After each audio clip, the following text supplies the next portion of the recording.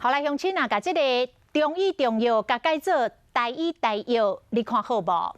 立法院长游锡堃昨来参加到第90届国医节的庆祝大会，都是来提出着这款的建议，结果引起着真大的反弹。民众甲中医界用要一面倒，拢真无认同。汉医传到朝鲜半岛叫韩医，传到日本汉医。我们如果说叫做台医台药，应该不错。国医节庆祝大会，立法院长游锡堃建议讲，甲中医改名台医，民众的意见敢若一面倒，反对。我觉得这不妥当有一个传统在，对啊，你讲台医可能大家比较不知道，可能都是要大家共识吧。还有朋友讲要改名，一件一件来好无？